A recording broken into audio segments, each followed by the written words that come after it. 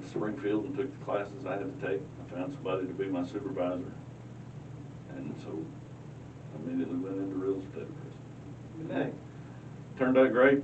Money was, I know it's gonna be hard for me to believe, but I made more money doing that than I did teaching. No way. Yeah, isn't that something? I mean, dang. And so that worked out well. A lot of people, now that we're this far along, and I did it as long as I did, I built a good business and determined God didn't guide me wrong. He gave me the right message. Things were great, and I really enjoyed it. I felt, well, I'll tell that story too. Since we're talking about anything. Yeah, it's I'll whatever. tell that story too.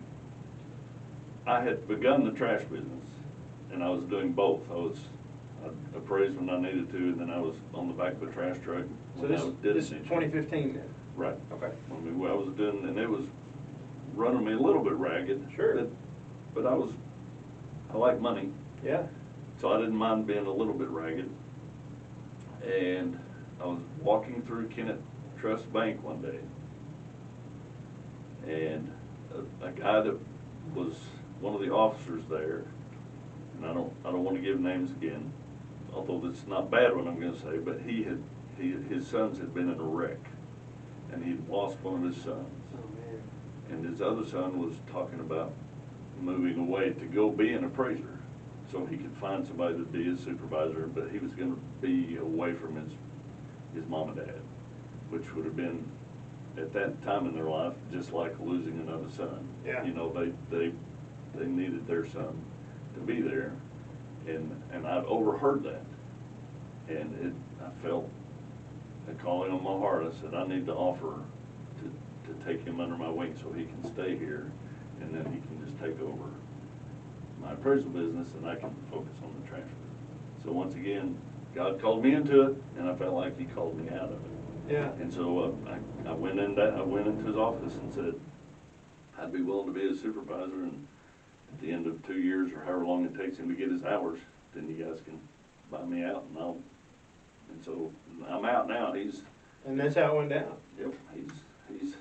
So what company? What's the name of it? The appraisal business. Does it have a name or anything? Or? He just goes by his name, just like I had Wheeler Appraisals. I think he's. Oh, okay. He's Rouse Appraisals.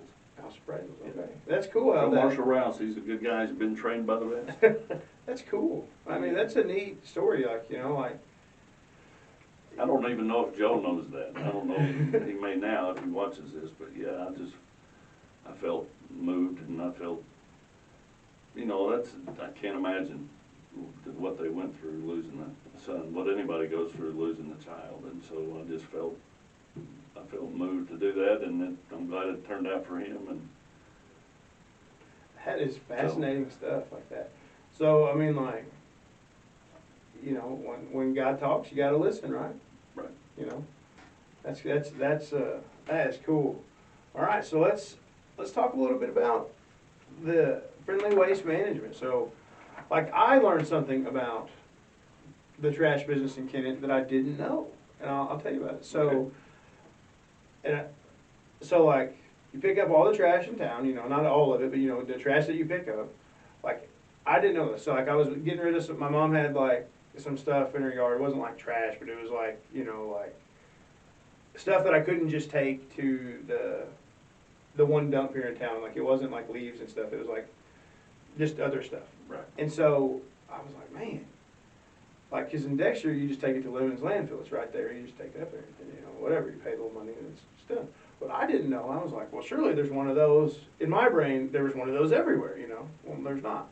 And so I was like, well, where the heck do I take this? And so I started calling and looking around, and I was like, well, where do you take this? Anyway, so it's crazy. So I found out that you take the trash from Kennett, and it goes to this place over by Haytie, and maybe not you, but like you take it up there and you dump it out, and they weigh it, and then you pay them, and then you don't have to worry about it anymore. I mean, but is that how? I mean, so I didn't know. So like, all the trash, we pick it up and we take it somewhere else.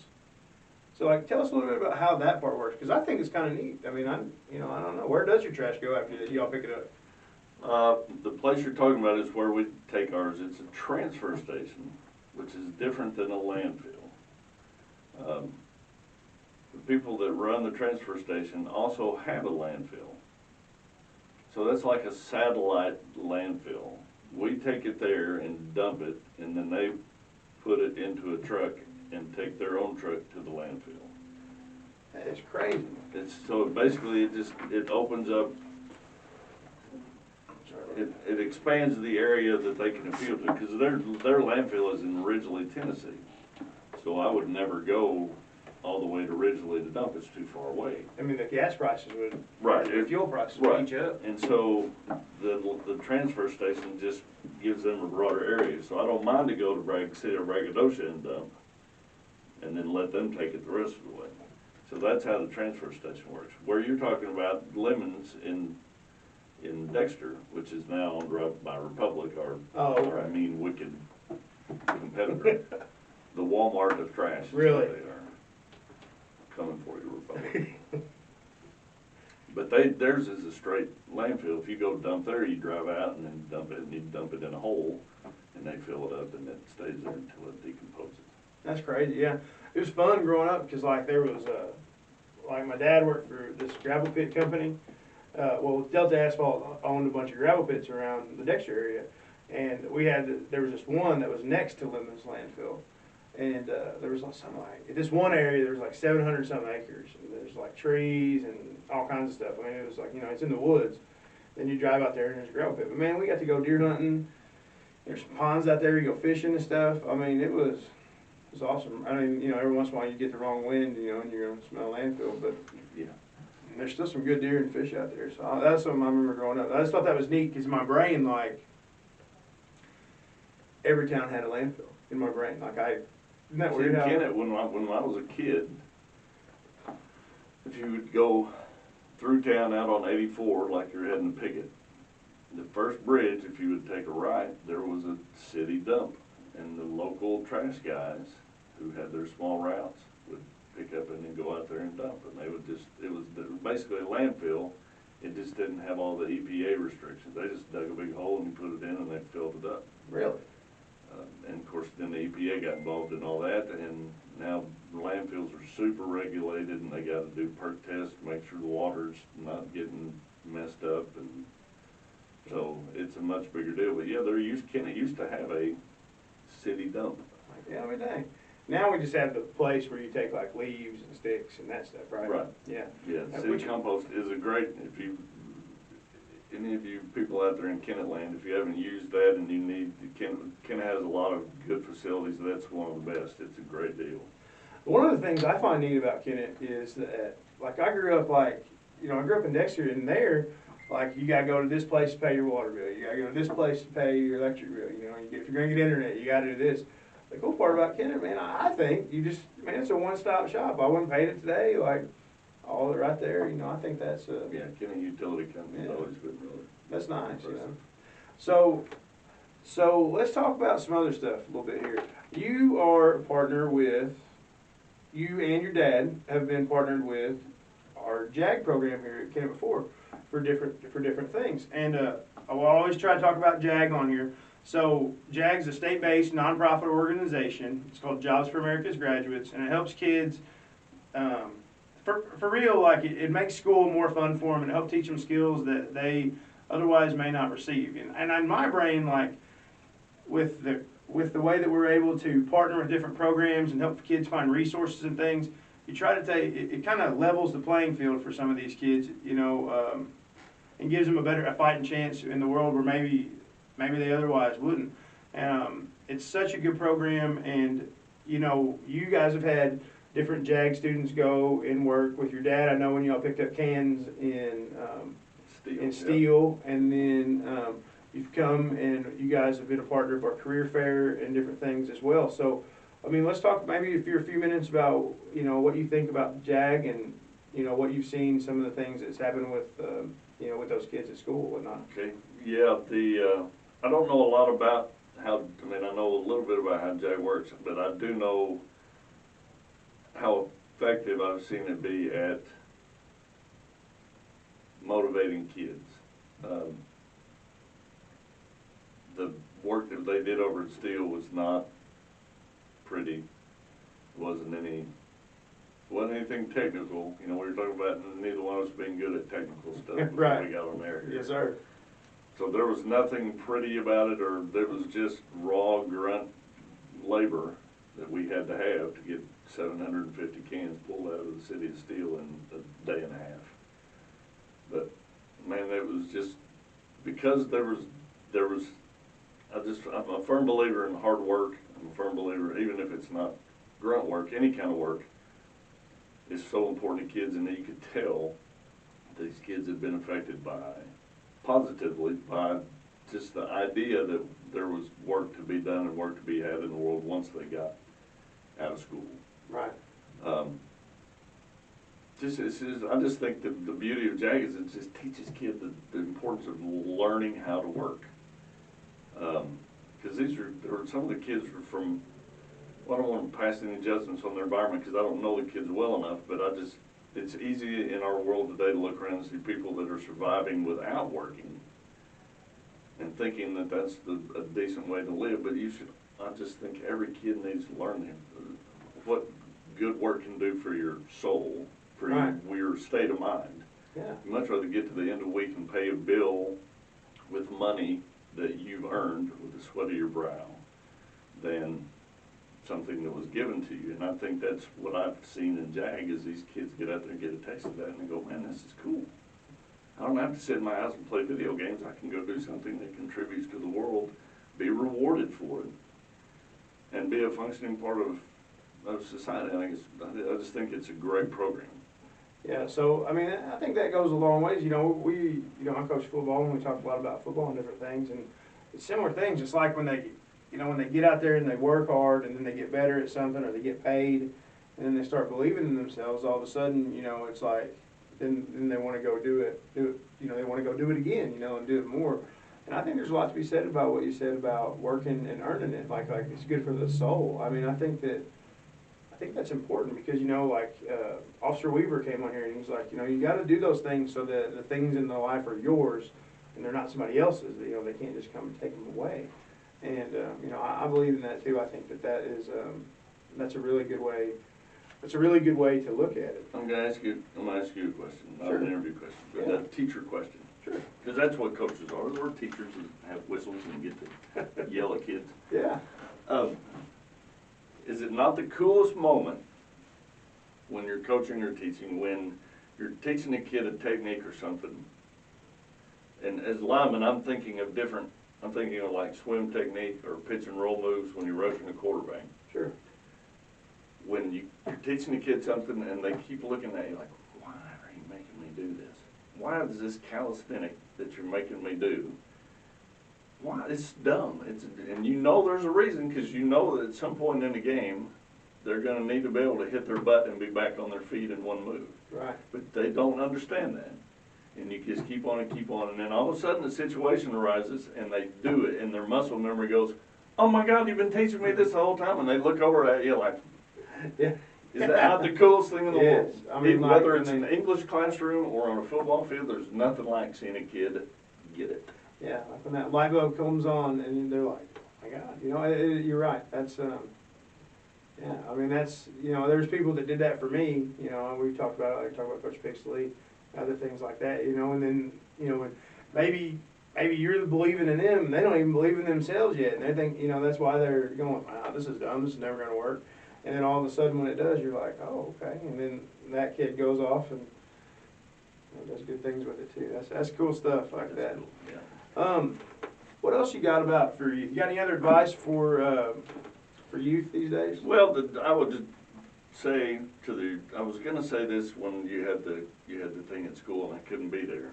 I wanted to talk to the JAG kids about, I mentioned to you off air, that working for Friendly Waste Management is not you gotta have a strong back and a weak sense of smell and you're qualified.